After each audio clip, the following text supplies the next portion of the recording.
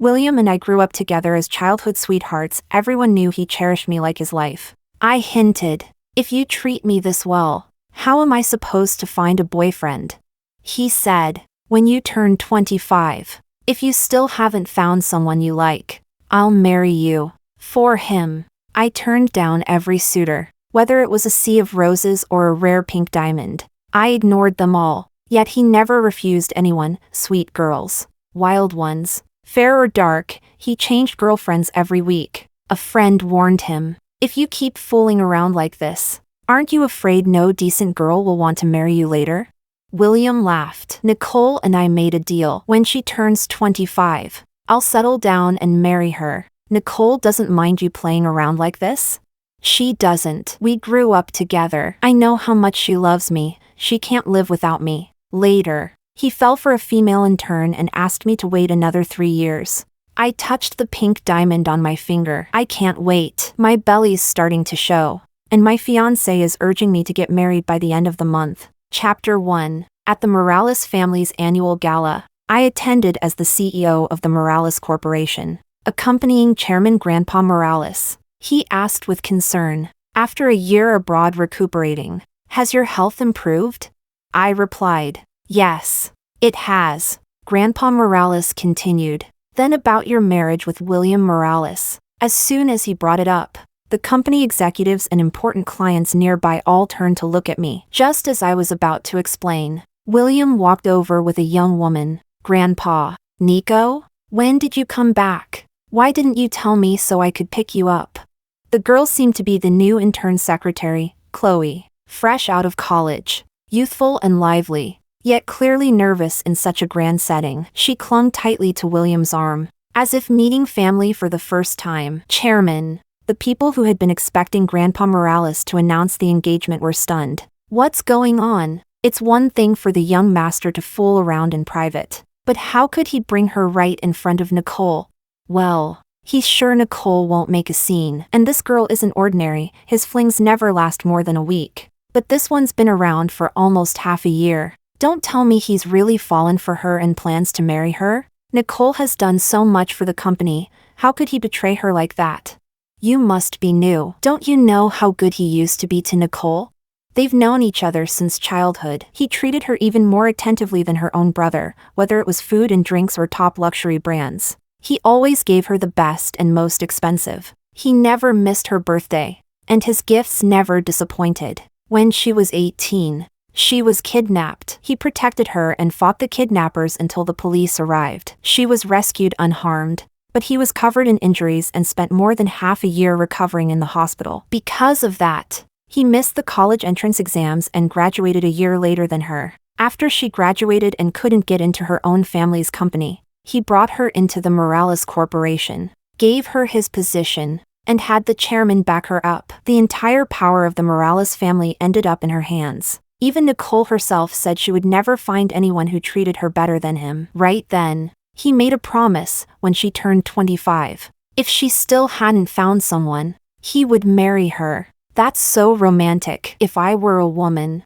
I wouldn't be able to leave him either. Let him play around, so long as he comes home in the end. Men's attitudes toward relationships are often this shallow. All they saw was what William had done for me. What I gave for him became something taken for granted under the so-called great kindness. But it wasn't just outsiders who thought that way. A year ago, when I had just been discharged from the hospital and went to see William, I overheard his friends urging him to settle down. His answer was, "We grew up together. I know how much she loves me. She can't live without me." That sentence was like a dull blade stabbing into my heart. It wouldn't kill me, but every breath afterward came with piercing pain, unbearable, suffocating. Only then did I realize how low I had placed myself, so low that someone who once adored me could now trample my feelings so casually. At that moment, I made a decision. No matter how hard it was to let go, I would cut it off without hesitation. During that year abroad, I claimed I was recovering my health. In truth, I was breaking my attachment to William, cutting him out of my heart.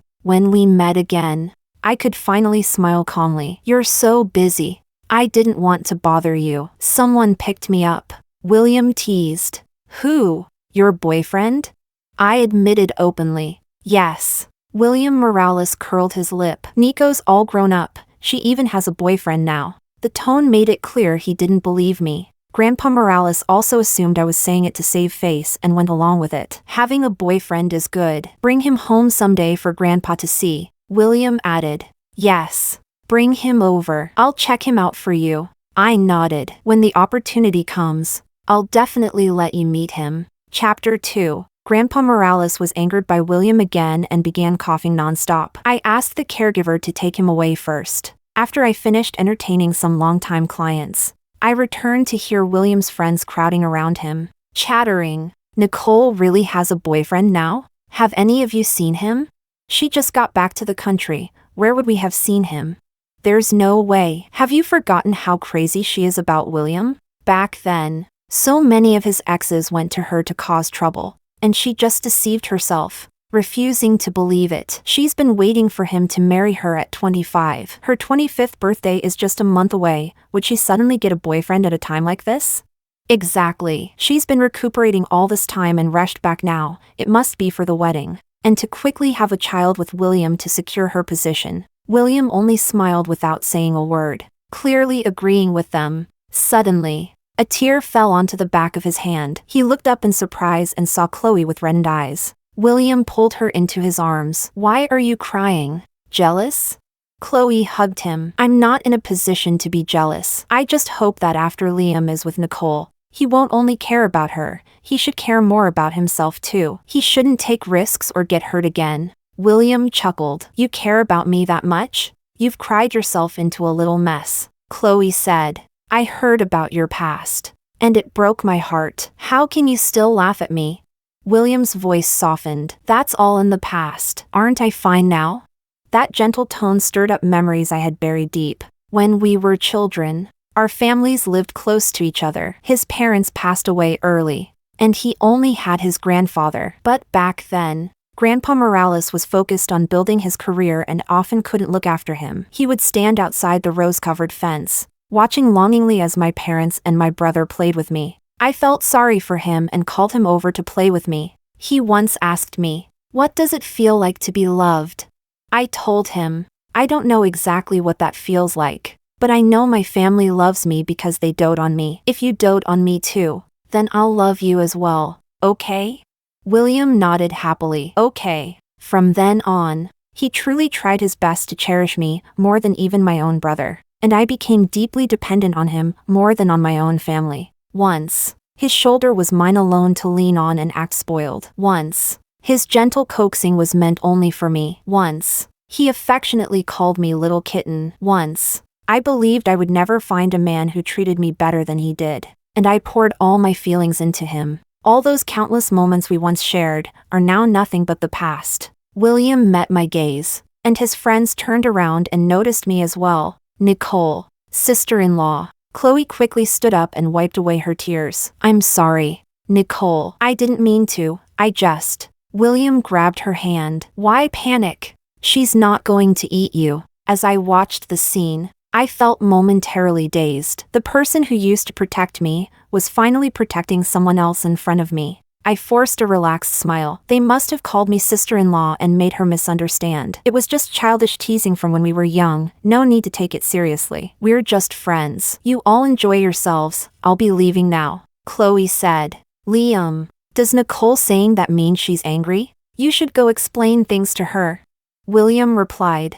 It's fine. In just one more month, she'll get what she's always wanted. What would she be angry about? I'd better comfort you first. Little kitten. Chapter 3. I went to the lounge to grab my bag and coat. Just as I was about to leave, my phone rang. It was Joseph, my detox phase boyfriend. Finished? Yeah, all done. I'm about to head home. You've been drinking, right? No need to call a driver. I'm right outside the hotel. As I walked out, I asked, why are you here?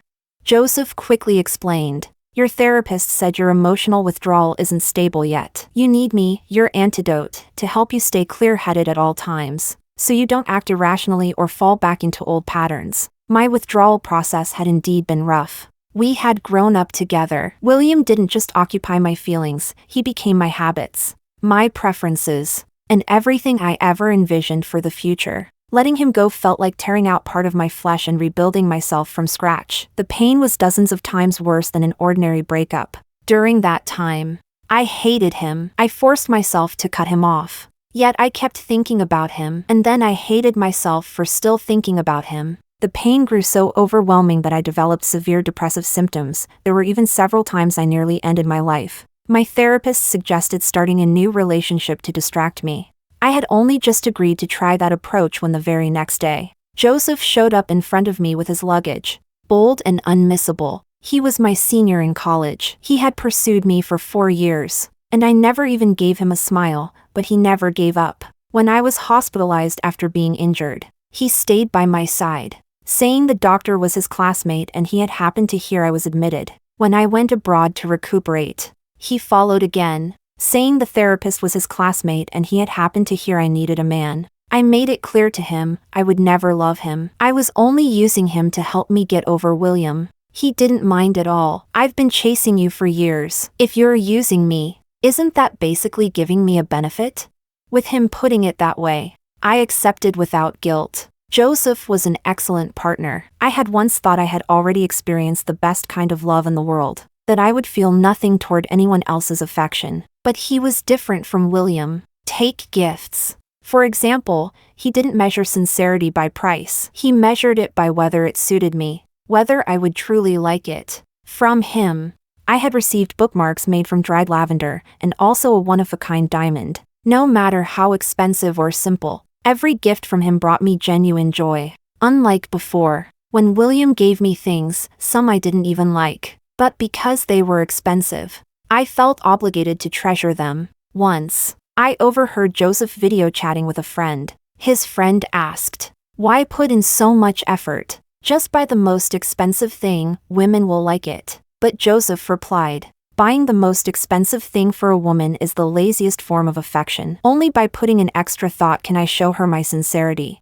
Only then did I realize, William always bought me the most expensive gifts because he didn't want to spend the effort. He just wanted the simplest way to achieve his goal. Those things he once gave me, the affection that made me lose myself and even my dignity, how much of it was ever real? Or was there not even a single bit of sincerity? Was it all just my own wishful thinking? That question troubled me for a long time, until I gradually understood. There was no need to keep struggling over someone I had already decided to let go. Now, the answer no longer matters. After all, what I gave him was far more sincere than what Joseph gives me. I have no regrets about that relationship that never came to fruition. That's enough. Holding my phone, I said firmly, "Joseph, I won't go back." At some point, a light rain had started outside, and the air had turned unexpectedly cold. When Joseph saw me, he walked over with an umbrella to pick me up, draping his coat over my shoulders. Chloe, who was sitting in the lobby, spotted us and gasped, "Liam, look, is that Nicole's boyfriend?" Chapter 4. Chloe's exclamation caught everyone's attention. William's group all moved to the window, but they couldn't see the man clearly, only that he opened the car door for me and I got into the back seat. Didn't we say there's no way she has a boyfriend? If that were her boyfriend, why would she sit in the back? That's probably just a hired driver. But that driver has quite a figure just from the back. She probably picked someone good-looking on purpose. It must be because of Chloe. She's jealous and trying to put on a show to get back at Morales. William let out a soft scoff. I thought she seemed more mature and composed today. I was even pleasantly surprised. Turns out she's still just as childish, sitting in the back seat. I looked at the gift Joseph had given me, a bouquet of lavender and the latest bag from a brand I like. "Why give me a gift out of nowhere?" Joseph replied, "Your first gift since returning home." Breathing in the faint floral scent, my thoughts gradually settled. I saw William today. He has a girlfriend now. Joseph cautiously glanced at me through the rearview mirror. "Are you okay?" I gave an indifferent smile. I don't feel anything for him anymore. This girl is different from his past girlfriends. Apparently they've been together for half a year. She's broken his pattern of changing girlfriends every week. He's probably really fallen for her this time. I'll find a chance to explain to Grandpa Morales that I won't be marrying him. And then I'll talk to him about resigning from the company, after confirming I wasn't just putting on a brave face. Joseph let out a sigh of relief. Then when that time comes, do I get promoted to official boyfriend, or go back to being just a friend? I looked at the lavender in my hands. I like lavender because its meaning is waiting for love. He always gives me lavender, besides knowing I like it. Maybe it's also his way of reminding me that he's waiting for love too. But I still hadn't decided. Joseph didn't pressure me. I'm not in a hurry for an answer. You can take your time, or even test me a bit longer. At that moment, I received a call from William. Hello? What is it? William said. I've transferred you $500. Give it to that driver boyfriend of yours. Next time, if you're going to hire someone, find someone who can actually act. This one won't fool me. I glanced at Joseph. He really is my boyfriend. William replied. Then bring him to meet the old man tomorrow? Grandpa Morales' health had been deteriorating. His greatest wish was for me and William to marry. Today, William bringing Chloe to the annual gala had already upset him enough. Even if I wanted to come clean, I would have to wait until he was in better condition. William assumed my silence meant guilt and let out a low laugh. Nico, I won't go back on my word. Stop playing these tricks. No matter what you do, I won't break up with Chloe before your birthday. I was about to say that wasn't what I meant, that I was only worried about upsetting Grandpa, but he hung up. Then he actually transferred the $500. I was speechless. Joseph said, William is really arrogant. His girlfriend is right beside him. Yet he still says things like that to you. Want me to get back at him for you?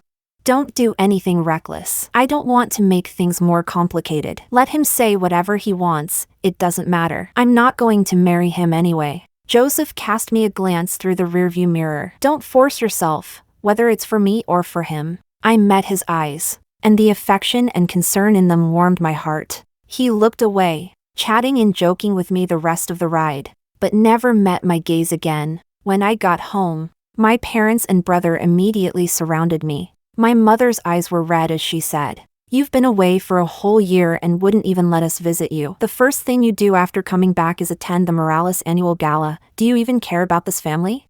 My brother frowned the moment he saw the bag in my hand. Another thing William bought? Throw it away. I'll get you something better. My father said sternly. William has been seeing a girlfriend for half a year. He's not going to marry you. You should give up on him sooner rather than later. I recently met a promising young man. Should I introduce you? I hugged my mother, snatched the bag back from my brother, and said, This wasn't from William. I've also met a promising young man. I'll introduce him to you when there's time. They all froze in shock, and I took the opportunity to run upstairs. That night, I thought I would have trouble sleeping, but perhaps because of the lavender by my bedside, I slept deeply. Chapter 5. The next day at work, I exchanged the $500 into cash. When Chloe came to report my schedule, I handed the money to her. Give this to William. He'll know what it means. Chloe glanced at my new bag, her eyes reddening as she ran off. At the morning meeting, William didn't show up, so I presided over it. Halfway through, he burst in, dragging Chloe by the hand. Nicole, apologized to Chloe. I froze for a moment, glanced around the room, and reminded him, William, we're in a meeting. Whatever it is, wait until it's over. William tapped his fingers against the conference table in front of me, his tone firm. No, since you humiliated Chloe in public, you should apologize to her in public. The employees began exchanging curious, gossip-filled looks. Taking a deep breath, I looked at Chloe. How exactly did I humiliate you in public? Be clear. Chloe bit her lip, tears falling one after another, more pitiful than the heroines of melodramas. She hadn't even spoken yet, and whispers had already started. As expected of the official girlfriend, she just got back and is already cleaning house. Chloe has the heir's favor, but Nicole has the old chairman's backing. I'm siding with Nicole. You've got it wrong. The old chairman's health is failing. Soon the Morales Corporation will belong to the heir. By then, the unfavored official girlfriend won't have any real power. I'm siding with Chloe. Being labeled like that made my anger flare. My tone turned sharp. Chloe, can you explain before you cry? You're wasting everyone's time. Chloe clutched William's sleeve and hid behind him. Forget it, President Morales. Nicole didn't do anything. It's my fault. Let's not disturb everyone's morning meeting. Let's go. Hearing that only made William angrier. What are you afraid of? The Morales Corporation belongs to the Morales family. With me backing you, Why are you afraid of an outsider like her? An outsider. Back when he and Grandpa Morales had begged me to join the company, that wasn't what they said. Even if there was no love left between us, there should at least be friendship. Yet he didn't even bother to understand the situation before humiliating me in public like this. Even to a stranger. That would be rude. Chloe glanced at me. I stood up. Chloe, what exactly did I do to you? I only said one sentence to you this morning, and it was when we were alone. Where was the humiliation? Where was it public? Chloe waved her hands. No, it's my fault, Nicole. It's my fault. Her reaction only made it seem more like I had bullied her. I was about to suggest checking the surveillance footage in my office when William snapped. Are you still not apologizing? Nicole, bullying employees, no matter your reason, you're not fit to be the CEO. I stared at him in disbelief. You're firing me? William replied, yes. If you don't apologize, I'll fire you on behalf of my grandfather and the board. Chloe panicked. Liam, you can't do this. Nicole didn't bully me, she really didn't. The company can't function without her. William said. Why not? She's been gone for a year, and the company has been running just fine. I laughed. All those remote meetings I attended, did they not count just because he wasn't present? Fine, I'll leave. But as I brushed past William, he grabbed my arm. It's just an apology. Is it really that hard? You'd rather leave the company than say it? Why are you still as stubborn as when you were a kid? With that temper, who could possibly put up with you?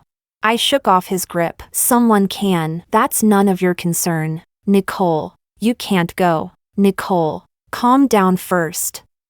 President Morales. Seeing that I was really leaving, the employees began trying to stop me. I waved my hand, telling them to continue the meeting. William was still comforting Chloe, his voice unbelievably gentle. All right. Stop crying. I've already stood up for you. Was I hurt? A little. More than that. I felt suffocated. I never expected William to be such a love-struck fool, blind, deaf, and utterly stupid. But in a way, it worked out. I no longer had to deal with that mess. Even if the company ran into trouble, it wouldn't be my responsibility anymore. Chloe walked over, still wearing that pitiful expression. Nicole, I'm really sorry. I had my reasons for doing this. Can we talk somewhere private? I followed her to the stairwell, wanting to hear what kind of reason she could possibly have. Suddenly, she smiled. Did you really think he would still protect you? He belongs to me now. Before I could react, she shoved me hard down the stairs. Chapter 6. When I woke up again, I was lying in a hospital bed. My head hurt. My legs hurt. My whole body hurt. Even breathing felt difficult. From outside came my mother sobbing and Grandpa Morales scolding William. Look at the foolish thing you've done. People out there are saying Nico took your position, that she couldn't get into her own family's company and had no choice but to come to Morales Corporation. You've heard it so many times that you've forgotten the truth, haven't you? It was you, busy fooling around, unable to take responsibility. My condition worsened, and I couldn't manage everything anymore. The company urgently needed someone from within to step up. It just so happened Nicole had graduated then. Capable and outstanding. I practically begged her to come. She gave up her own family's company to take on this thankless burden for us. And for your sake. She never clarified those rumors. She held the Morales Corporation together, yet had to bear such slander. She's just a young girl. Do you think it's easy for her? Fine if you're not grateful, but for the sake of an intern shedding a few tears, you treat Nicole like this? Now people outside are saying the Morales family casts aside those who've done them service. I can't even face Nicole's parents anymore. Are you satisfied now? Let me tell you, if you continue seeing that intern, I'll leave all of the Morales Corporation's assets to Nicole and not give you a single cent. Cough. Cough. William said. Grandpa, don't just scold me right away. Chloe said Nicole called her to the stairwell, and when she tried to push her, she accidentally fell down herself. Nicole is the one at fault. You can't just blame Chloe because she doesn't have anyone backing her. Can you? My mother spoke up for me. Impossible. Nico would never do something like that. William Morales said, when women get jealous, they're capable of anything. Grandpa Morales barked. Shut up. You grew up together. Don't you know what kind of person Nicole is? William fell silent. Grandpa Morales then said, full of guilt, it's the Morales family who has wronged Nicole. I will compensate her. I let out a heavy breath. William, so in your eyes now, I'm just a scheming, jealous woman willing to do anything? William walked in, seeing that I was awake. He rubbed his temples. Chloe got her face injured and ended up being blamed. My grandfather even fired her. Are you satisfied now? Just that?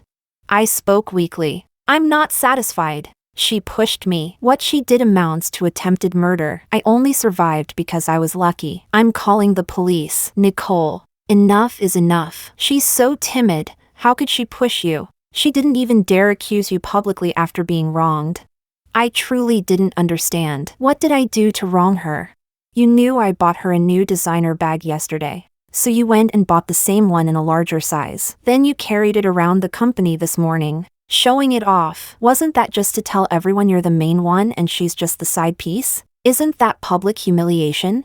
She's a young girl with thin skin. She cried all night because of it. I already said I would marry you. And you still did something like this. I really don't know what to say about you. You weren't this unreasonable before. I was so angry I laughed until my whole body hurt. William said, nothing to say, right? Go explain everything clearly to my grandfather and your parents. Then apologize to Chloe. Otherwise, don't come back to the Morales Corporation. If you've done something wrong, you have to face the consequences. I won't cover for you. I closed my eyes. Leave. I don't want to hear you speak. William sighed. I've spoiled you too much. If you don't apologize this time, I won't see you again. As if I wanted to see him. I had my parents call the police. Joseph always gave me the receipt when he bought me bags. He was afraid I might not like them and would want to exchange them. This time, it perfectly proved that he had bought the bag first. Chloe thought there were no cameras in the stairwell, that I wouldn't be able to explain myself. I asked the police to extract fingerprints from my clothes, examine my injuries, and reconstruct the scene. It was confirmed that Chloe had pushed me from the front, and I fell backward down the stairs, proving she had lied. The charges were established. The afternoon the police went to arrest Chloe. William came again. Nicole. She's just a young girl experiencing her first feelings. She cares too much about me. It's understandable she went a bit too far, right? I'm going to marry you anyway. So just let it go. I'll apologize to you on her behalf. I sneered. You think such a casual apology can make me swallow this disaster? This was attempted murder. William, are you trying to protect a criminal? He said helplessly. She's still young. I can't let her go to prison. Name your price. Chapter 7. I stared at him in disbelief. What kind of idiot had I been in love with all this time? My parents happened to arrive just then, hearing what he said. They were so furious that they drove him out with scolding and blows. My mother was shaking with anger, her heart starting to feel unwell. My father wanted to take her for a checkup but was worried about me. Nico, a friend of mine happens to be at the hospital. I'll have him look after you for a bit. Your brother will come later to stay with you. I grew anxious too. Dad, don't worry about me. Take Mom for her checkup first. While my mother was being examined, my father hurriedly brought in a man wearing a dark gray suit, mature, composed, and exuding an air of quiet authority. He introduced him to me. Nico, this is Uncle Joseph. I raised an eyebrow, full of confusion. Joseph. Uncle? Joseph avoided my gaze. No need to be so formal. Just call me by my name. My father was too worried about my mother to notice the awkwardness of the situation. He left in a rush after saying, I'll leave her to you. Joseph and I stared at each other. Care to explain how you suddenly became my uncle? I've been working with your father for the past couple of years. I was afraid you'd think I had ulterior motives, so I didn't dare tell you. I'm sorry. When I heard you were injured, I couldn't come see you as your temporary boyfriend during your detox phase, so I had to come as your father's friend. Joseph walked over to the bedside, seeing me covered in injuries. His eyes reddened with distress. I wouldn't even dare speak harshly to you, yet he lets that woman hurt you like this. I really want to. He clenched his fists, trying hard to suppress his anger. He didn't dare, couldn't let me see that violent side of him. In the end, all he managed to say was, Nicole, does it hurt? I hadn't cried even in front of my mother, but hearing his voice tremble as he asked that, my tears started streaming uncontrollably. Joseph, it hurts so much. He took out a pack of soft tissues and carefully wiped my tears. It's okay, cry it out. In front of me. You can cry, don't bottle it up. I reached out and hugged him, afraid of touching my injuries. He didn't even know where to place his hands. After the initial panic passed, he realized I was hugging him and his ears instantly turned red. My brother rushed in. Nico, I'm sorry. There was an issue with a company project. I couldn't leave. He stopped short. You. Who are you? Joseph and I quickly separated. He looked so flustered he didn't know what to do with his hands anymore. The composed business elite from earlier had completely vanished. I introduced him. He's Dad's friend. My brother frowned. I know that. Then why were you two hugging? I replied calmly. He's also my boyfriend. My brother was speechless. Joseph's expression shifted rapidly. He didn't know whether to feel happy that I had acknowledged him as my boyfriend in front of my family, or to politely greet my brother first. After a moment of hesitation, under my brother's piercing stare, he awkwardly said, "Hello, big brother." Chapter 8. Joseph went to buy dinner for me, and I took the chance to tell my brother everything about us, including how I went through withdrawal from William while I was abroad. Of course, I didn't go into too much detail. I glossed over the process lightly. My brother stayed silent for a long time before speaking. I was worried you'd escape William's sinking ship only to jump onto another one. But with your personality, for someone to help you break free from him in just 1 year, and even make you see him differently, he must have put in 1,000 times more sincerity. I don't want to ruin your relationship and make you miss out on happiness. So, Nico, if you still have the courage to love, then go for it. Don't be afraid, but don't give away your whole heart again. That way, if he ever dares to hurt you, you won't suffer as much as you did with William, and I'll be able to break his legs without hesitation. I smiled and nodded. Thank you, brother. Then can I go break William's legs now? I grabbed him. Don't go. I've already called the police. What would that even count as now? You called the police to deal with that pretentious coquette. I'm dealing with William. If you're worried he'll come after you, I'll cover my face and beat him up in a sack. Can you not be so childish? I just can't swallow this anger.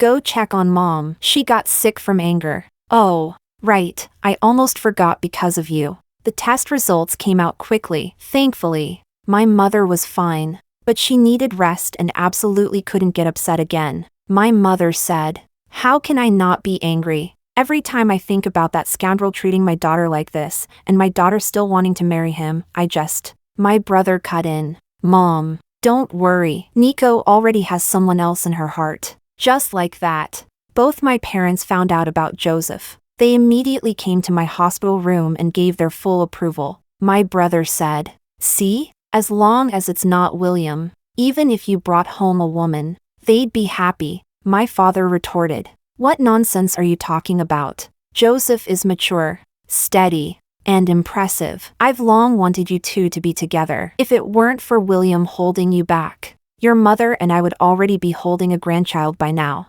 My mother added, "Thank goodness you've finally let go of that scoundrel. Even my heart doesn't hurt anymore." Now they felt completely at ease leaving me in Joseph's care. In fact, to give us more time alone, they didn't even come visit me anymore. Joseph asked me, "If you don't want to be with me, I'll go talk to your father. You've stayed by my side for so long, are you really content with just being an uncle?"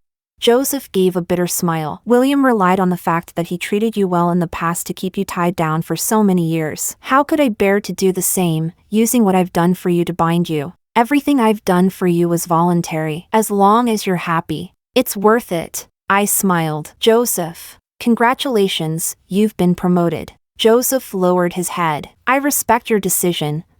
What?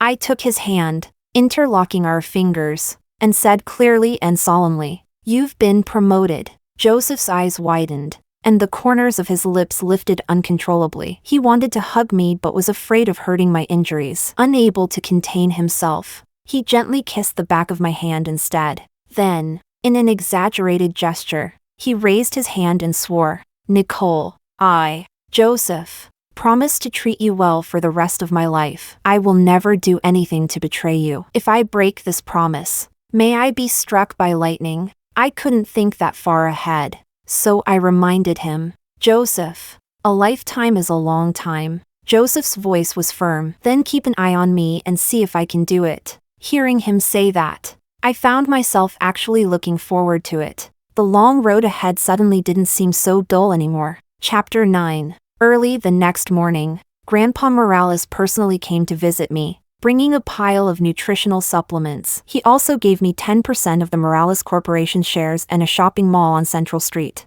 I didn't want to accept them, but he insisted, so I decided to be honest with him. Grandpa Morales, I won't be returning to the Morales Corporation. I had already planned to resign when I came back this time. I have a boyfriend now, and I'm not getting any younger. I plan to recover first and then start preparing for marriage. Grandpa Morales still didn't believe me. Nico, are you saying this because you're angry with William? How about I have him come and apologize to you in person? I shook my head. Grandpa Morales, it's not about being angry with him. It's that I don't love him anymore. Just then, Joseph came to deliver food for me. Seeing Grandpa Morales there, he was about to step aside, but I stopped him. Grandpa Morales, this is my boyfriend, Joseph. My parents have already met him. This is a good opportunity for you to meet him too. Joseph immediately straightened his suit and stepped forward solemnly. It's an honor to meet you, Mr. Morales. I'm Joseph. Grandpa Morales studied him for a moment, then looked back at me and nodded slightly. The adopted son of the Kim family, quite a remarkable young man. He's worthy of Nico. But let me warn you, I've watched Nico grow up. She's like my own granddaughter. If you ever hurt her, no matter how powerful the Kim family is, I'll use the entire Morales Corporation to stand up for her. Joseph replied firmly. Please rest assured, I will never do anything to hurt her. Grandpa Morales turned back to me with a kind smile. That boy William doesn't have the fortune to keep you. It's good that you've let him go. I wish you happiness. As for the shares and the mall, just accept them as a wedding gift from me. This time, I didn't refuse. Thank you, Grandpa. Not long after Grandpa Morales left, the Morales Corporation made a public statement explaining the real reason I joined the company and showcased my achievements during my tenure, clearing up the rumors that I had relied on William to rise in position. They also exposed Chloe's wrongdoing, which William had been hiding. Even though William tried to protect her from being detained, the entire business circle blacklisted her. No one would dare hire her again. William sent me a message. The old man gave you quite a lot, and you accepted it all. Then why did you tell him you're marrying someone else? He scolded me because of it and even exposed Chloe, ruining her future. Are you satisfied now? Aren't you going to drop the charges?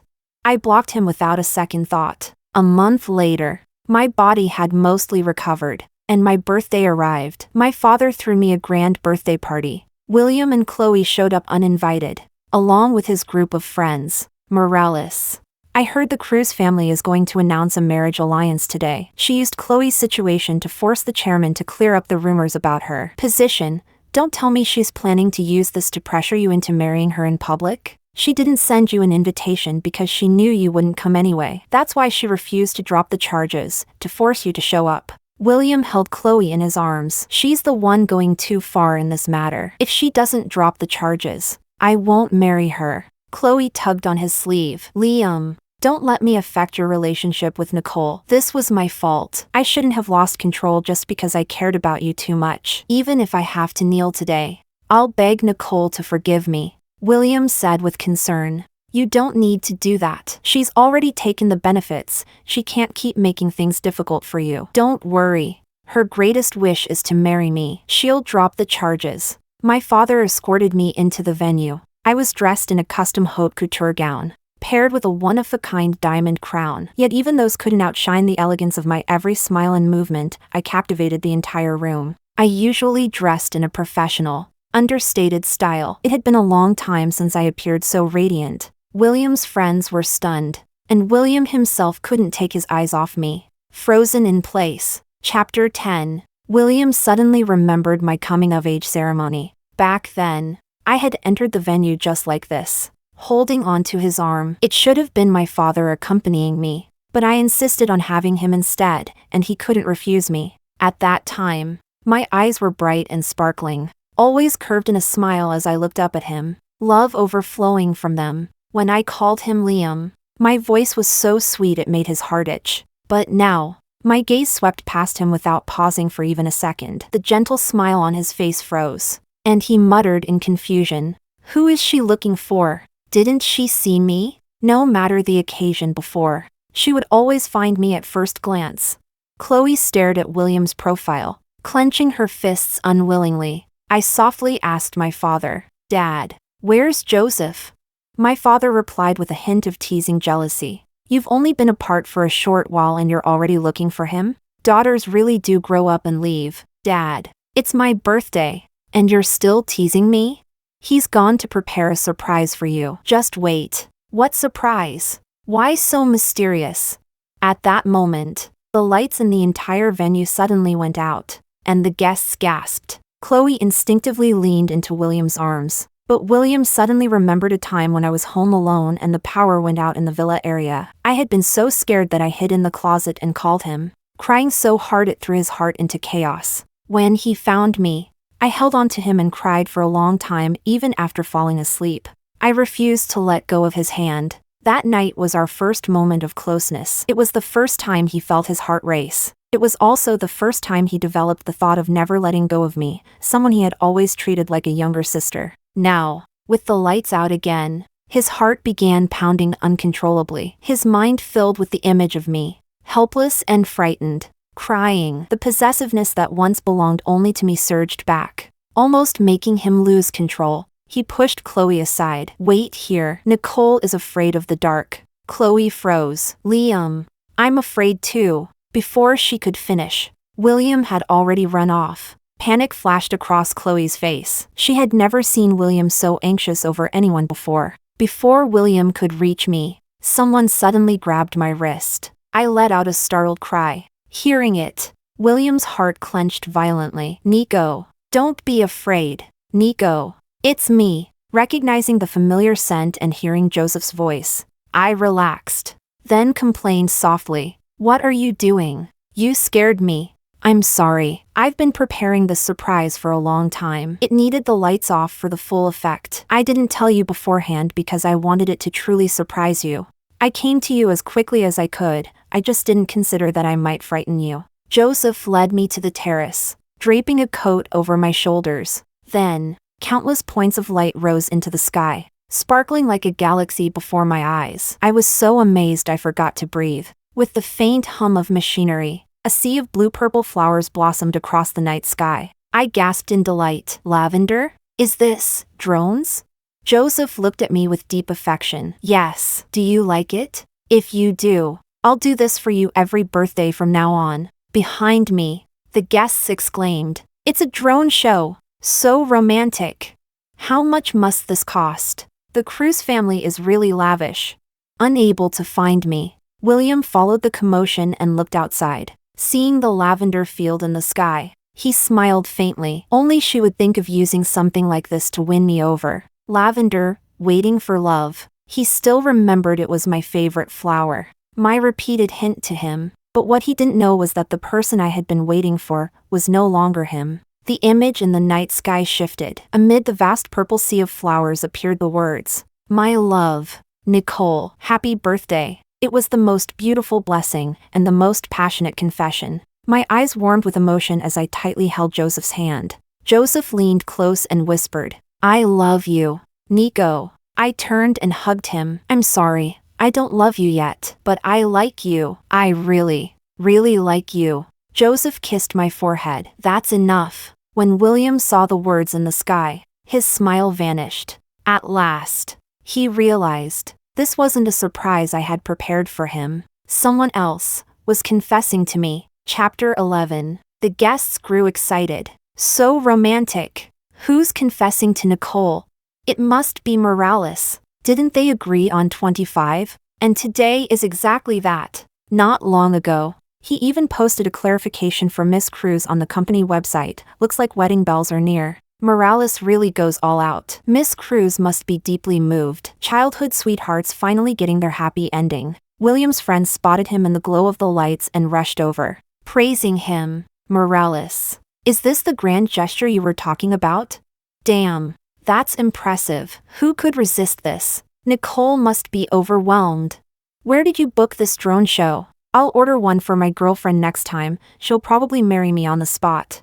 William clenched the diamond watch in his pocket, unable to say a word. Inside, he struggled. Impossible. She wouldn't accept anyone else. She's just trying to provoke me, forcing me to propose. Someone's proposing.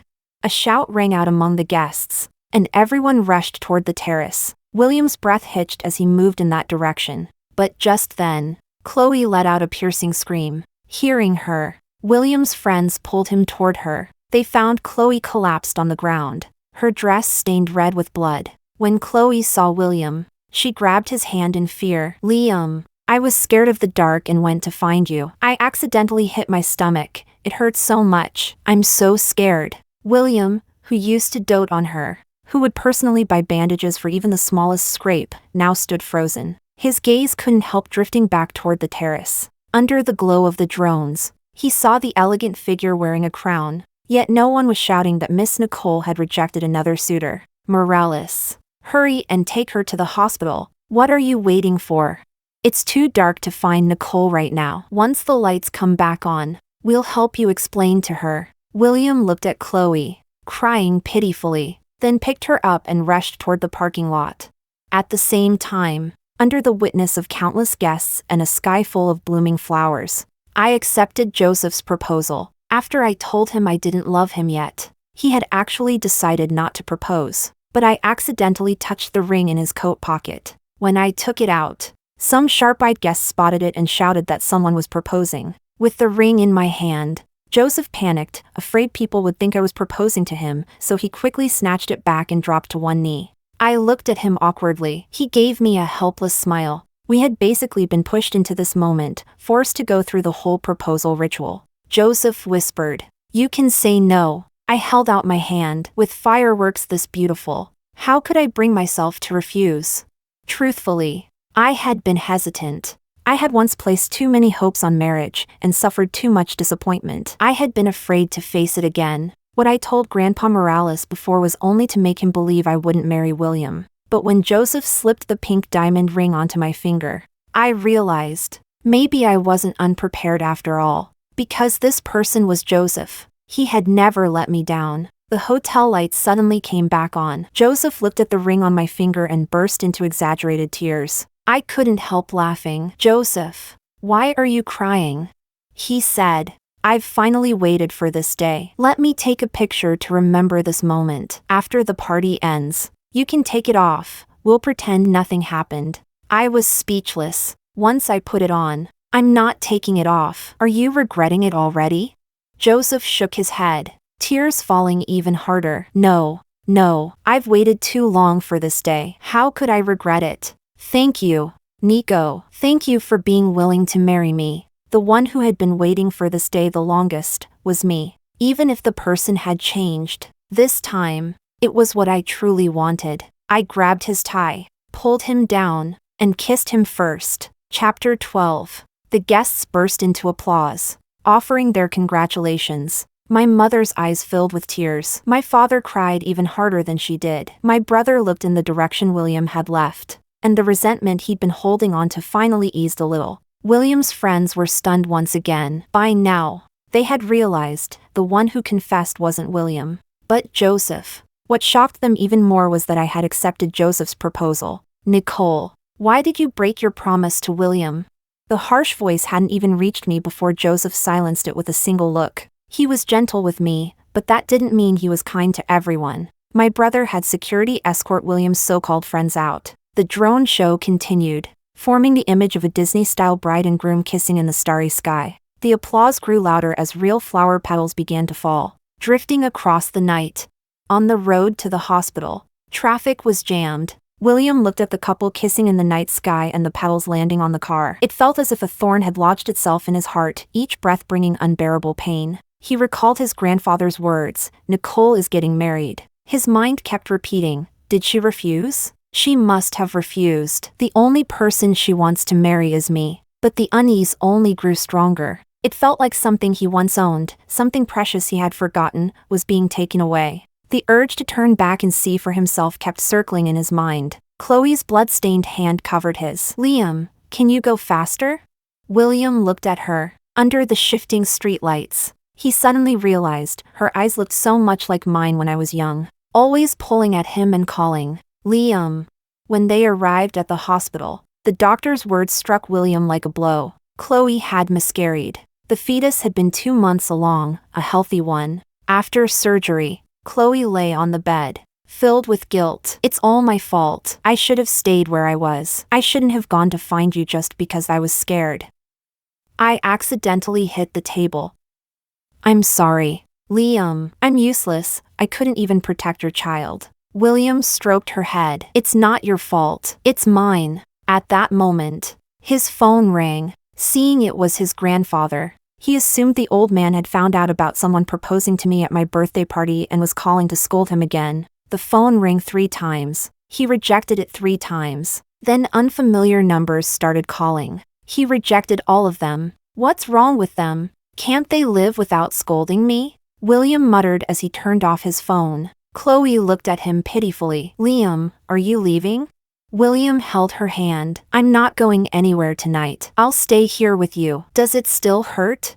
Chloe nodded. As long as you're here. It doesn't hurt anymore. It was the middle of the night when I received a call from a caregiver at the Morales residence. Joseph, who had been interrupted before things could go any further, looked visibly displeased. This had better be important, the caregiver said. Miss Nicole, the chairman's condition has worsened. He's been taken into surgery and needs someone to sign the consent form. We can't reach Mr. Morales. I quickly threw on my clothes and rushed to the hospital. Joseph went with me. All the way there, I kept trying to contact William. Joseph remained silent, lost in his own thoughts. William's phone was off, so I called his friends instead. One of them answered and said sarcastically, "Now you're in a hurry to find Morales? What were you thinking when you agreed to marry someone else? Even if I knew where he was, I wouldn't tell you. Grandpa Morales' condition has worsened. It's urgent. I don't have time to argue with you. Tell me now." His friend sneered. You're really something. The chairman treated you so well, and now you're making up lies like this just to find William? I'm telling you, even if the sky falls, it won't matter. Morales won't want you anymore. Chapter 13. He hung up, and then turned off his phone. I didn't have time to be angry. I called colleagues at the company and finally got Chloe's number. Her phone was on silent. William had fallen asleep beside her. She deliberately delayed for a long time before answering. By then, my tone was naturally sharp. Chloe, where's William? William slowly opened his eyes. Hearing my irritated voice, the unease in his heart strangely settled. Chloe choked up. I'm sorry, Nicole. If you're angry, take it out on me. It's all my fault. Liam left your birthday party halfway because of me. I had no patience to listen to her act. Chloe, stop pretending. I don't have time to waste on you. Put William on the phone. Chloe hesitated. But Liam is very tired. He just fell asleep. I clenched my teeth. Chloe, I'll say this one more time. No one cares whether he's sleeping with you or not. Put him on the phone. William snatched the phone, his voice icy cold. Nicole, listen carefully. Because of the drone show at your birthday party, the lights went out, and Chloe fell and miscarried. She's very weak right now and needs me with her. If you want to make a scene, do it another time. I'm not leaving her side. That only made me angrier. Grandpa Morales is in emergency surgery. He needs a direct family member to sign. Are you seriously not going to care about your own grandfather? William scoffed. Did you run to the old man again to complain? Did he come up with this idea for you to trick me? You two should save it. The wedding will be postponed for 3 years. I need to make it up to Chloe. This is something you owe her. And tell that guy who put on the ridiculous drone show today, I won't let him off. With that, he hung up. When I called again, his phone was already turned off. Disappointment and heartache washed over me, and I couldn't stop the tears. The disappointment was for that scoundrel William, who wouldn't even care for his own grandfather. The heartache and tears were for Grandpa Morales. Joseph didn't say a word. He quietly handed me tissues. When we arrived at the hospital, I asked the doctor, I'm his god-granddaughter. Can I sign the consent form? The doctor asked, doesn't he have any other immediate family? No, he doesn't. Then sign it. If we delay any longer, it'll be too late. The surgery began. I sat on a bench, waiting through the long, endless hours. My thoughts drifted back to a year ago. That day, William got into a fight at a bar. No one could stop him, so his friends called me. When I arrived, both William and his friends were covered in injuries. The other side wasn't any better. As I was taking William away, the other party lost control. Someone suddenly pulled out a knife and lunged at him. Without thinking, I stepped in front of William. The blade plunged straight into my lower abdomen. The pain hit instantly, and then everything went numb. That surgery had been long, so long. I lay on the operating table, my whole body cold, like I had fallen into an ice abyss, alone and helpless. And yet, I felt happy. Back then, William had risked his life to protect me. All I could do was hide behind him, powerless. Now I had grown up. Now I could protect him too. When I woke up, the doctor told me, "Your injuries were severe. We had to remove one ovary. Your chances of having children in the future will be reduced." I didn't want William to blame himself, so I asked the doctor and my parents not to tell him. But from the moment I was hospitalized until I fully recovered and was discharged, William never came to see me even once. Liam told me he was busy getting close to a bar girl. I refused to believe it. I had been injured for him. How could he be with another woman? He must have been dealing with something troublesome. That's why he couldn't visit me. So I went to find him, and instead, I heard those words that shattered my heart. Now Chloe had miscarried, and he said she was weak, that he needed to stay by her side, that he wouldn't leave her for even a step. At last, I understood more clearly than ever. He had never loved me. Luckily, I didn't love him anymore either. Chapter 14. The corridor was cold. I leaned against Joseph's shoulder, drawing warmth from him. Joseph gently wrapped an arm around me. "Are you still angry at William? It's not good for your health to stay angry. Think about the lavender fields abroad. Think about last night's drone show. Think about..." My thoughts drifted, inappropriately, to what we hadn't finished last night. I secretly glanced up at him. He was already looking at me intensely, his Adam's apple bobbing. Clearly, we were thinking the same thing. I quickly changed the subject. "Think about what else?" Joseph let out a sigh. "I didn't perform well the first time. I was just about to prove that wasn't my true ability when we had to come to the hospital. You have to give me another chance to prove myself." I immediately covered his mouth. "Is this really the time to talk about that?" Joseph cleared his throat and straightened up. "Mr. Morales' medical team is the best. He'll definitely be fine. I'll pray for his safety too." I looked at him in surprise. "You're actually really kind," Joseph said. "He's someone you respect. So naturally I respect him too." I nodded, chatting with him absent-mindedly. "Let's have our wedding at the Lavender Estate abroad. I really like it there. We don't need to invite many people, just the ones important to us. A small, warm wedding. What do you think?" Joseph stared at me, his dark eyes filled with disbelief. I paused. "What's wrong?" Suddenly, he pulled me onto his lap. I glanced around. Fortunately, the corridor was empty. "You're already planning our wedding?" "Yeah, I just thought of it. Once Grandpa Morales is out of danger, we'll start preparing. We shouldn't wait until the lavender season is over. Who knows if the flowers will be this beautiful next year." Joseph tightened his arms around me. "All right, whatever you say." It was around 4 in the morning when the surgery finally ended. Joseph gently shook me awake. "Nico, it's over." The doctor walked out, and I rushed forward. "Doctor, how is my grandfather?" The doctor shook his head. "We did our best. He's too old. His body too weak. The condition worsened severely. Lasting this long was already a miracle. You should go see him. He wants to see you one last time." No wonder Grandpa Morales had urged me to marry William as soon as I returned from abroad. He wanted to fulfill his last wish and leave without regrets. But William and I had long been impossible.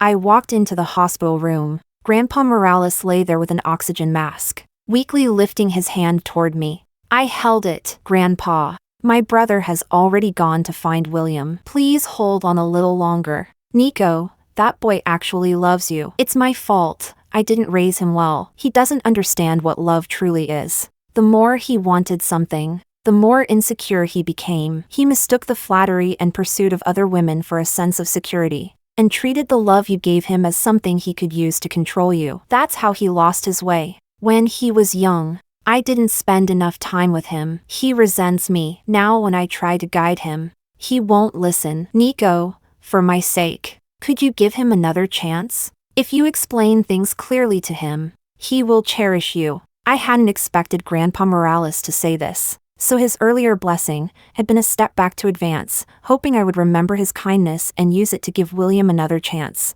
Grandpa Morales removed his oxygen mask. Nico, think about how well he treated you to win your love. He racked his brains every day, wanting to give you the very best. Images flooded my mind. William running toward me again and again, holding gifts. From the time we were 7 or 8, through middle school, on rainy days, he would arrive even earlier than my family's driver to pick me up. He wouldn't let me step into muddy water, always carrying me on his back while I held the umbrella. In winter, I wanted to build snowmen but was afraid of the cold, clumsy yet eager to play. He stayed with me, building them together, and every so often, he would tuck my hands into his coat to warm them. No matter the occasion, he could always find me in a crowd at first glance, running to me as fast as he could.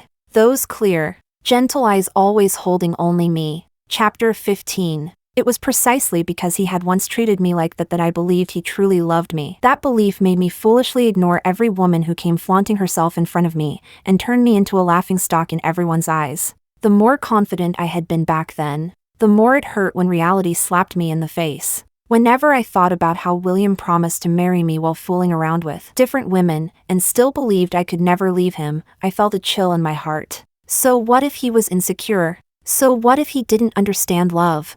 Did that give him the right to trample on my love and make me suffer? Yes. He had been good to me, but had I given any less in return?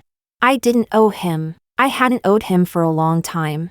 The painful memories faded, replaced by another image. Joseph planting a field of lavender outside my window at the recovery center, saying its fragrance would help me sleep. He constantly found new ways to make me smile. Even when I lashed out at him because something he did reminded me of William, he would patiently tolerate it and stay by my side. He had done so much for me, yet all he ever asked was for me to be happy, to no longer suffer. He never guilt-tripped me into marrying him. Joseph made me understand, when you truly love someone, no matter the circumstances, even if they don't love you back, you can't bear to let them suffer even a little. That is real love.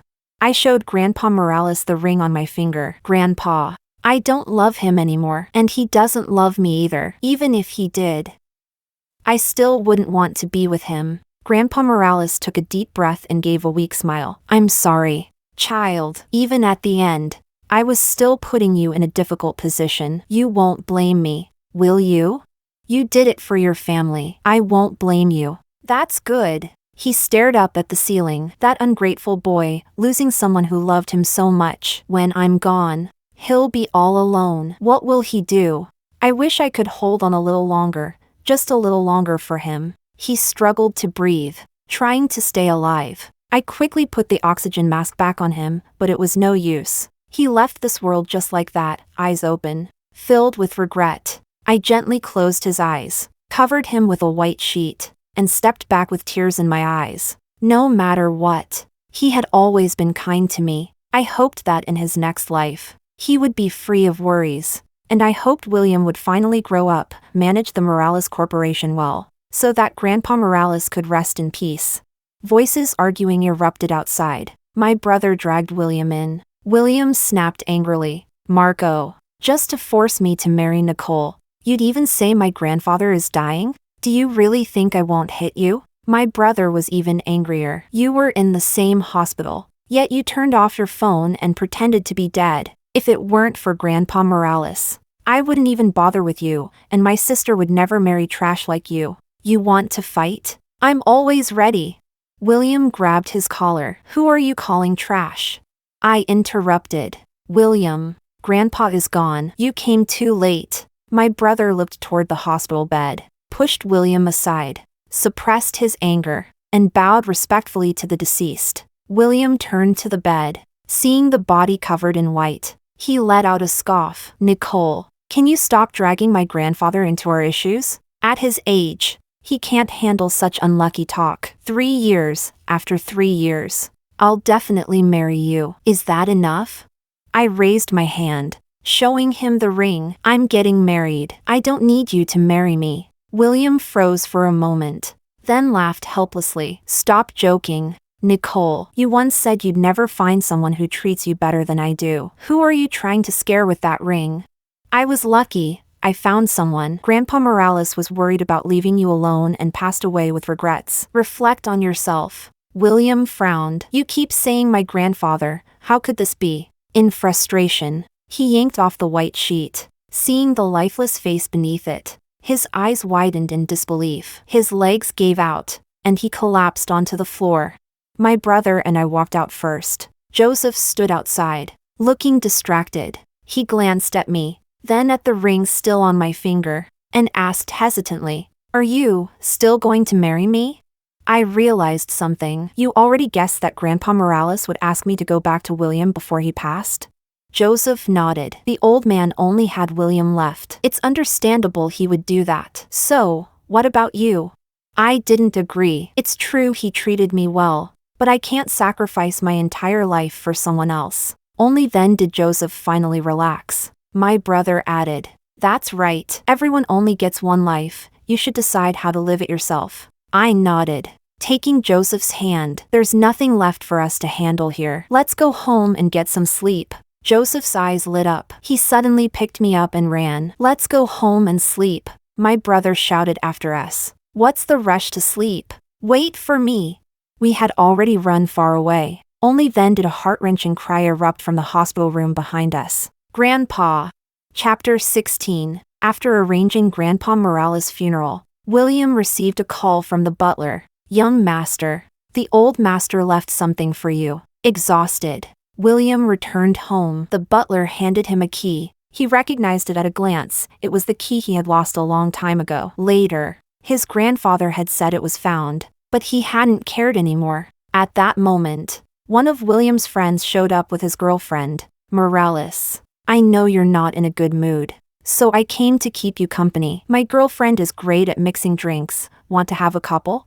William shook his head and went upstairs, opening the long-sealed room. His friend and the girlfriend followed curiously. This room was where William had kept all the gifts I had given him. Once, he had carefully taken care of every single item, because each one meant so much to him. Later, when he lost the key, he had searched anxiously for days. He had almost broken the lock open, but the day before he planned to do that, he attended a gathering hosted by a new acquaintance. A beautiful woman there tempted him. Isn't it exhausting, always chasing after someone as proud as Miss Nicole? If you're with me, you don't have to give so much to receive my love. William slept with that woman and experienced a sense of superiority he had never felt before. So this was what it was like, to receive love from others without effort. No need to please, no need to worry about losing it. All he had to do was beckon, and they would come running to him. After that day, he never had the desire to open this room again. Compared to cherishing old things, new distractions were far more appealing, especially after he risked his life to save me. After I said, "If you treat me this well, how am I supposed to find a boyfriend?" From then on, he indulged even more freely in the affection those women gave him. He thought, as long as I give her the most expensive gifts, she'll love me and never leave me. His friend scoffed. These are all gifts from Nicole, right? Pretty cheap, nothing compared to what you gave her. The girlfriend disagreed. Gifts are about sincerity. How can you measure them by price? His friend laughed. If Nicole didn't care about price, would she like them so much? The girlfriend pointed at William. She liked them because of who gave them. If she only cared about price, she would have liked someone else long ago. I heard that when she was in college, someone gave her an entire sea of roses and even a rare pink diamond. Weren't those more expensive than anything Morales gave her? William stared at her. She liked my gifts because she liked me, not because they were expensive. Of course, money alone can't keep someone. There will always be someone richer than you. William thought back to the women he had met afterward. Either they cheated on him for someone wealthier, or they lost interest when they couldn't gain more from him. Later, He grew smarter. No relationship lasted longer than a week. That way, no one would have the chance to betray him. But gradually, the flattery and calculated affection of those women bored him. He couldn't find the feeling he truly wanted from them. He became empty, lost, until Chloe appeared. The first time he saw her in the bar, she was dressed provocatively, being harassed by a group of men. Her helpless eyes had looked toward him. His long numb heart suddenly stirred. But thinking back carefully, that moment of attraction was so similar to the night of the blackout, when I cried in his arms. Only then did William finally realize what he had truly been longing for all along. Just then, his friend casually added, "Exactly. Women are just that realistic. Nicole has already moved on her birthday. She accepted Joseph's proposal." William turned sharply toward him. "What did you say?" Chapter 17. 2 years ago, the Kim family had quietly begun cooperating with Nicole's family, using the opportunity to enter the A-city market. William had heard of Joseph before, but they had never crossed paths. He never expected that their first real connection would be as rivals in love. He grabbed his friend by the shoulders. "She accepted Joseph's proposal? That's impossible. Could it be that I left halfway that day carrying Chloe? And she got upset, so she agreed to Joseph out of spite?" His friend thought for a moment. "Now that you mention it." Nicole did seem a little reluctant at the time. William let out a relieved laugh. "I knew it. I'm going to find her." His friend stopped him. "Morales, if you go after Nicole, what about Chloe? She just lost her child. She's still in the hospital." William hesitated briefly. "I'll compensate her. When the servant told me someone had come looking for me, I never imagined it would be Chloe." Her face was pale, dressed in a thin hospital gown, standing in the cold wind, fragile and pitiful. Even my family's staff wanted to bring her a coat, but I would no longer fall for her tricks. Standing behind the gate, I asked coldly, "What are you here for?" She glanced at the ring on my hand and smiled. "You're really going to marry someone else?" "Yes. That's the smart choice. Liam stopped loving you a long time ago. He only has me in his heart." My expression remained calm. "Are you done?" Seeing no pain or anger on my face, Chloe looked slightly disappointed and continued. "A year ago, you got stabbed, but he never visited you in the hospital even once. Do you know why?"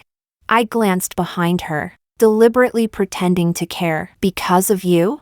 Chloe immediately grew smug. "Exactly. It was me. That fight at the bar, he got into it to stand up for me. If you think about it, that stab wound was actually meant for me. So to repay you, I took good care of Liam while you were hospitalized. Even though he was injured, he stayed with me for half a month without letting me get out of bed. After that, he couldn't forget me. When I graduated and joined the Morales Corporation, he recognized me just from my resume photo and transferred me to his side. We've never been apart since. If you hadn't come back, his grandfather wouldn't have forced him to marry you, and he wouldn't have been torn between us. So, the bar girl had been her all along. If I had learned this a year ago, I would have been devastated, resentful, maybe even hateful toward William or myself. But now, I felt like an outsider listening to someone else's story. It didn't hurt anymore. "Sounds like William really loves you."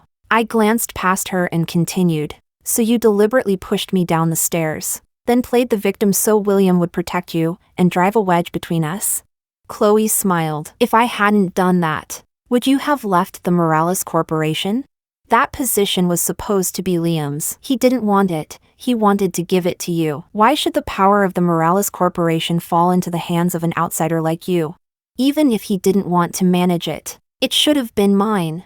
And you're quite capable too. There were no cameras there. Yet you still turned things around with fingerprint evidence. You forced me into a lawsuit, leaving me no choice but to sacrifice my child to secure my position. When I heard about her miscarriage at my birthday party, I had already suspected something like this. After all, she was ruthless enough to injure her own face just to frame me. But I hadn't expected my guess to be right. Was that really William's child? Wouldn't keeping the baby have secured your position better?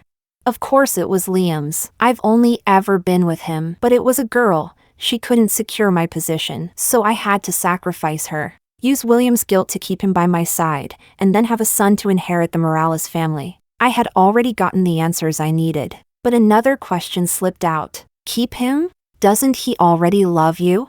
Chloe smiled faintly. I'm not afraid to tell you. After today, he won't have any lingering feelings for you anyway. On your birthday, when the lights went out, he suddenly ran off to find you, said you were afraid of the dark and might be scared.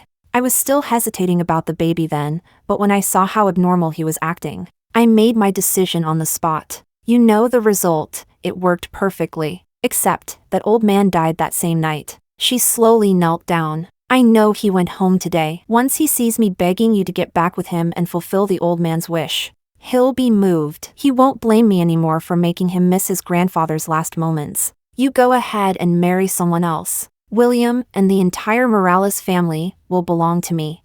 I looked at William standing behind her. At least, he still remembered that I was afraid of the dark. That was the first time I had ever cried in front of him. I must have looked awful. No wonder it left such a deep impression. You heard everything, I said calmly. Handle it yourself. Chapter 18. The smug smile on Chloe's face froze instantly. She turned around sharply and saw William standing there in a black coat. Her legs gave out, and she collapsed to the ground. Liam, when did you get here? William's expression was icy, his gaze fixed coldly on her. From the moment you started admitting how you drove a wedge between us. Chloe turned toward me. Nicole, you tricked me into saying all that. I shrugged. Is that my fault? You just couldn't resist talking. Without a coat. I felt a chill and turned to go back inside. You two can continue, I won't keep you company. Chloe grabbed the hem of William's coat. Liam, she's jealous of me. She led me into saying all that. That's not what I really think, William said. I know. Chloe broke into a relieved smile. Liam, you. But when she looked up, she realized William wasn't looking at her at all. His eyes were fixed on me. William called out, Nico. You don't need to be jealous of her anymore. I understand now, you're different from her. I'll give you an explanation. Wait for me. I stopped but didn't turn around. I don't need to be jealous of her. And you don't owe me any explanation. William, I already have a fiancé. Don't speak to me like this again. I don't want him to misunderstand. William sighed, his voice soft, even tinged with regret. Nico. I'm sorry. It's my fault. I'll make it up to you. Don't choose someone you don't love just to spite me. I won't break our promise. I turned around helplessly. I'm not acting out of spite. Chloe suddenly threw herself at William. Liam, you can't do this to me. I love you so much. For you. MMPH. Seeing me frown, William covered Chloe's mouth. Go back inside. I know you're afraid of the cold. I won't let you see her again. He dragged Chloe away. I stood there, baffled. Joseph walked over and draped a coat over my shoulders. I tugged at him. You saw all that, right? The security cameras at my house caught it too. I didn't say anything. Don't let him do something illegal later and claim I instigated it. Joseph, seeing that I was calm, finally pulled me into a tight embrace. Right, you didn't instigate anything. You just let him see Chloe's true nature. I lifted my head from his chest. So you thought I might choose William again? That's why you didn't hug me just now. Joseph replied quietly. He's changed. Maybe he has, but that doesn't mean I have to choose him again. I poked his cheek. You know, for someone who's actually quite insecure, how do you manage to give me so much security? Joseph caught my hand. Simple. I give you everything I want the most. Warmth spread through my chest. I stood on my tiptoes and kissed him lightly. Then I guess the only way I can thank you is by designing our wedding myself. Joseph's eyes lit up. You're designing it yourself? Where? Let me see. I haven't finalized the details with the estate yet. Don't rush. Where's my pizza? It's already baked. Show me the design. I'll help you confirm the details. I walked toward the villa. No need. It's a surprise. You can't see it yet. Joseph hurried after me. Nico, please, just let me take a look. Honey, I'm begging you, just one glance, baby. I turned back, shocked. Joseph, that's way too cheesy. So, are you going to show me or not? Nope.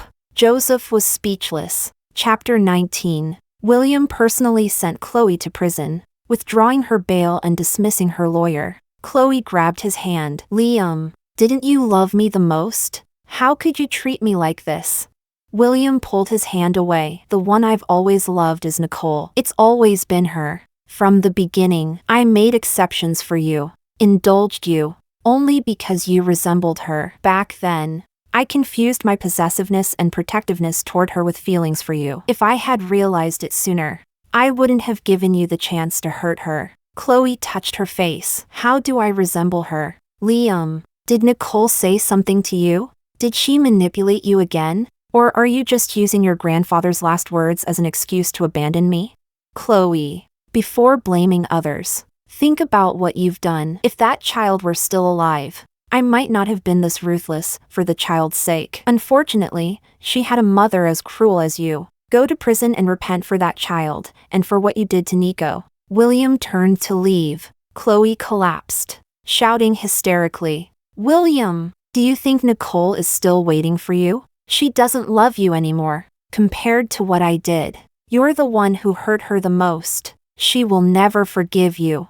William strode back, grabbing her by the throat. Chloe, not even bothering to pretend anymore? Even now, you're still trying to drive us apart. Chloe burst into laughter. Do I even need to? Didn't you see her attitude this morning? She doesn't care about you at all. She's going to marry someone else. Impossible. The only person she wants to marry is me. Chloe sneered. A man who claims to love her but has slept with hundreds of women? Forget Miss Cruz, even I would find that disgusting. William felt a sharp pain in his chest, his fingers tightening in anger. What do you know? She loves me so much that she wouldn't care about any of that. I just didn't know how to distinguish between the love those women gave me and the love she gave me. Now I understand. I will marry her. I'll give her the perfect love she deserves. Chloe struggled to breathe, her face turning red. The officers quickly pulled them apart. She collapsed to the ground, coughing violently, then started laughing again. William, the one person who truly loved you, you broke her heart. And people like us, who only love your money, will never give you sincerity. You'll end up with nothing in this life, destined to die alone. William pointed at her through gritted teeth. We'll see. When Nico and I get married, I'll personally send you an invitation to your prison cell. Chloe smirked. Fine, let's see. 2 days later, at Grandpa Morales' funeral, my entire family attended to send him off. Joseph couldn't come due to work. After the burial, William stopped me. Nico, can you give me a moment to talk? I glanced at Grandpa Morales' gravestone and decided to make things clearer one last time so he could finally focus on the Morales Corporation. Everyone else left, leaving just the two of us. Suddenly, William dropped to one knee and took out a heart-shaped diamond ring. Nico, will you marry me? I was so startled I took 2 steps back. William, this is a cemetery. Do you even realize what you're doing? William said firmly, Of course I do. This is what my grandfather wanted most, and what you've always wished for, isn't it? No, I raised my hand, showing him the ring on my finger. I've already told you, I have a fiancé. William insisted. But you don't love him. You're just acting out of spite. That's not true. I've already let you go. I really like my fiancé. Being with him makes me feel happy, relaxed. I look forward to every day of the rest of my life with him. I gently touched my ring, remembering his awkward proposal, and couldn't help but smile. Chapter 20. William looked at my smile, panic rising in his chest. Impossible. We've shared nearly 20 years. How could you just let it go? Nico, don't lie to me. I know I was wrong. I was reckless before. Did so many things that hurt you, but that's because I didn't have parents. My grandfather never taught me what love is or how to love. I could only fumble my way through it. But now I understand. I realize now, you're the one I love most. Nico, take off that ring and accept my proposal. I picked this diamond ring specially for you. It's not the most expensive, but it's the one I'm most satisfied with. Just like my heart, I'm offering it to you. Once, hearing him say he loved me was something I longed for more than anything. But now, it only made me feel sick. I let out a soft laugh. William, don't push the blame for your mistakes onto others. No one is born knowing how to love. My parents never taught me either. But when I loved you, I knew I should be sincere, that I should give you my whole heart. No matter how little Grandpa Morales taught you, he never taught you to indulge yourself or toy with women. William argued back. They didn't need to teach me. Parents teach by example. Nico, you know my upbringing was different from yours. All I wanted was love, no matter the cost. No matter the method, I just wanted to fill the emptiness inside me, to touch the warmth I craved. I looked at him, my eyes faintly reddening. I know you lacked love. That's why I gave you the most loyal, untainted love I had, along with endless patience and tolerance. And what did I get in return? The sincerity I gave you became the weapon you used to hurt me. William shook his head. No, that's not it. I never meant to hurt you. Chloe acted on her own. I cut him off. A year ago, after I was discharged. I went to find you at the club. I heard you tell your friends. She doesn't mind. We grew up together. I know how much she loves me. She can't leave me. William frowned. That. I was drunk back then. No, you were very clear-headed. I remember it perfectly. You knew I loved you. So you used that love to control me. Your promises to me felt like charity from someone in power to a beggar. William stepped closer. No, that's not how it was. Nico, I swear, I've only ever loved you. If my parents were still alive, I wouldn't have become like this. I let out a cold laugh. Joseph is an orphan too. His adoptive parents only saw him as a tool to make money for the family. By your logic, he should have grown into a scumbag as well. But instead, the person with the least sense of security is the one who gave me the most. I met his gaze steadily. If someone truly wants to learn something, there are countless ways to do so in this world. Ignorance is not an excuse for being a terrible person. William had no rebuttal. Instead, he asked, and how do you know what he's really like deep down? How long have you even known him? We've known each other for 6 years. He was my senior in college. Once he decided on me, he never gave up. Even when I rejected him, he was willing to quietly protect me from afar. William suddenly remembered. The one who gave you that sea of roses and the pink diamond back in college, that was him? Yes, without him, I might not have survived that year of withdrawal. Without him, I might never have had the courage to accept marriage again. So choosing him was only a matter of time. You have no right to question his feelings for me. My gaze fell once more on the ring on my finger. William noticed the light in my eyes. The same light I used to have when I received his gifts as a child, when he picked me up from school, when he built snowmen with me, when he pushed me on the swing, after everything he had done for me. Only then did he realize what I was getting from Joseph now, he had once given me long ago. When had that light disappeared from my eyes? He ran a hand through his hair, unable to remember. Detox phase? What do you mean by that? Weren't you recovering abroad that year? You wouldn't even let us visit you. It wasn't about recovery. I looked at him calmly. It was about letting you go, breaking free from you, and never loving you again. Chapter 21. William covered his face and laughed, but tears streamed down his cheeks. 1 year, after everything we've been through. You forgot me in just 1 year? I don't believe it. You must still have me in your heart. I even saved your life.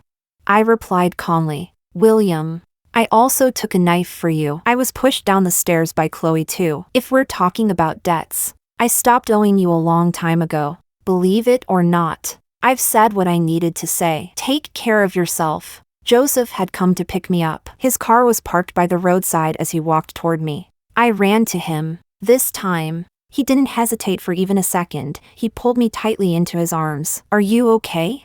I shook my head. Did you finish arranging things at the company? Joseph nodded. All done. I've also booked our tickets. William watched us embrace, his chest tightening until he could barely breathe. Tears kept falling uncontrollably. He remembered how I used to run into his arms just like this, smiling as I told him trivial things. They were ordinary, boring things, but coming from me, he found them endlessly interesting. Only now did he understand. That feeling had been love. It had been happiness. It was what filled his heart, what made him feel whole. And now, the girl who had loved him so deeply had fallen in love with someone else. By the time I got into the car with Joseph, William finally snapped out of it and chased after us. Nico, I don't believe you don't love me anymore. You're just angry with me, you're testing me, aren't you? I'll treat you well. I'll make you fall in love with me again. Stop the car, you can't leave. I told Joseph.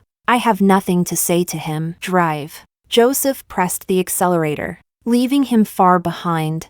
That night, my family was busy packing. No one noticed that William stood outside the villa in the freezing cold all night. Once, he had stood there just like this, watching my warm, happy family from afar, filled with envy. Now, everything had returned to that moment, except this time, there was someone else by my side. My mother began to cry halfway through packing. I used to look forward to your wedding every day, but now that it's really happening, I can't bear to let you go. I hugged her tightly. Mom, don't cry. Joseph and I talked about it. He'll marry into our family. I'm not going anywhere. My mother froze, then looked at Joseph. Really? Joseph nodded. I don't have family anyway, and I don't like those people from the family I grew up in. Wherever Nico is, that's my home. My father patted his shoulder. You don't have to outdo me in spoiling your wife. I'm already under a lot of pressure. My brother crossed his arms. Why are you under pressure? I'm the one under pressure. My mother turned to him. Exactly. Your sister is getting married. How long are you planning to stay single? My brother sighed. See? The pressure is here. My mother shifted her attention to lecturing him, and I quietly pulled Joseph back to my room. Joseph asked, "Aren't you going to stay and talk with your mom a bit longer?" I closed the door and pressed him against it. I'm not marrying out of the family. We'll have plenty of time later. And who said only men can get addicted to this kind of thing? I lifted his chin and kissed him. He didn't hesitate for even a second before taking control, wrapping his arms around my waist and lifting me up as he turned off the bedroom light. Outside, William stared at the darkened window on the second floor, his heart twisting in agony. Impossible. She can't just stop loving me like that. And there's no way she'd be with another man. She knows I'm here. She's just putting on a show to provoke me. Nico. I won't disappoint you again. The next morning, William returned to the cold, empty Morales residence. After changing clothes, he drove out. He bought my favorite breakfast. Just as he was about to leave, a middle-aged woman called out to him, "You're William, right?" He paused. "And you are?" "I'm the doctor who performed Nicole's surgery last year. How are you two doing now?" William smiled. "We're about to get married." The doctor smiled back. "Congratulations. You don't need to worry too much about her condition. Just make sure she has regular checkups. It won't affect your married life." William frowned. "What condition?" The doctor looked surprised. "You don't know that she had an ovary removed?" Chapter 22. When William rushed to my house like a madman, the gates were shut tight. No one was there, even the staff had been given leave. He ran to my company next, but no one would tell him where my family had gone. By the time he finally found out my whereabouts, Joseph had already dropped a bomb on the Morales Corporation without telling me. William had never handled major company affairs on his own. He was overwhelmed, nearly tearing his hair out. After breaking down several times, his secretary muttered, "If only Nicole were here, she handled even bigger problems than this before." William collapsed into his chair weakly. Was Nico really working that hard at Morales? He had always thought I was enjoying an easy position, backed by Grandpa Morales. Only now did he realize how much I had endured for him. He tried to message me, only to find he had already been blocked. By the time he barely managed to stabilize the company and came abroad to find me, 2 months had passed. The moment he got off the plane, he received my wedding invitation. Without stopping, he rushed straight to the rehearsal venue. When he saw me in a white wedding dress, standing among the lavender fields, his vision blurred with tears. "Nico, you can't marry him." Joseph stepped forward, shielding me. "Why not? Who are you to her? What right do you have to say that?" William shouted. "She was injured because of me. She lost an ovary. Isn't that enough? Nico, no matter whether you can have children in the future, I won't mind." "Can he do that?"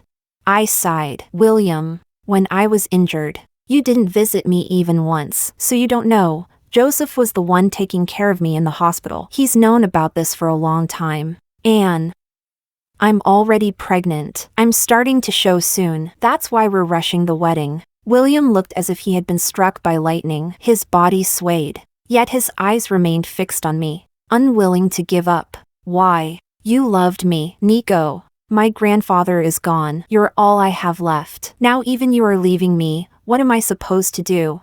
I took out a business card and handed it to him. This is the therapist who helped me back then. I hope they can help you too. William grasped at that last shred of hope. I don't believe you could forget me in just 1 year. If I undergo treatment and still can't forget you after a year, that proves you haven't forgotten me either. Then you can't marry him, and I'll raise the child. I looked at him, speechless, clutching the card. He turned and ran. Wait for me. Nico, I'll prove it to you. The next day, our wedding proceeded as planned, but before the ceremony, I received a call from my therapist. William had insisted on seeing my past medical records and therapy footage. I agreed. Letting him see it might help him understand that treatment works. In front of family and friends, Joseph and I exchanged vows and rings. Meanwhile, William sat alone in a hospital room, watching the footage. On the screen, I was breaking down, crying out his name, demanding to know why he treated me that way, even hurting myself. Even in my sleep, tears would fall silently as I hugged myself tightly. Liam, why don't you love me? I'm so cold, it hurts so much, why won't you come save me? William's tears poured endlessly. He clawed at his own hair, hurting himself over and over. You bastard. William, you're a bastard. She loved you so much, why did you make her cry? Why did you make her suffer like that? Then he remembered the way I smiled now. The eyes that once held only him, now filled entirely with Joseph. And I was carrying Joseph's child. The pain drove him to madness, overwhelming, suffocating pain with no way out. He hurt himself again and again, as if only by enduring my suffering 1,000 times over could he feel any relief. By the time Joseph and I finished our honeymoon and were preparing to return home, I received another call from the therapist. I'm sorry. MS. Nicole. Mr. Morales took his own life last night. I froze. He didn't watch the rest of my therapy videos? He didn't finish them. Just seeing your early suffering was more than he could bear. Was it guilt? It didn't matter anymore. Since William had no other family, I handled his funeral arrangements. After cremation, I brought his ashes back home and buried him beside Grandpa Morales. In his will, he left the entire Morales Corporation to me as compensation. I had no interest in managing it. I asked Joseph to hire professional managers, and the profits were used to establish a Morales Foundation, helping orphans in the names of William and Grandpa Morales. Perhaps it would earn them some merit in another life. From that moment on, William and I had nothing more to do with each other. For the rest of my life, I would spend it with the one I love, and the one who loves me.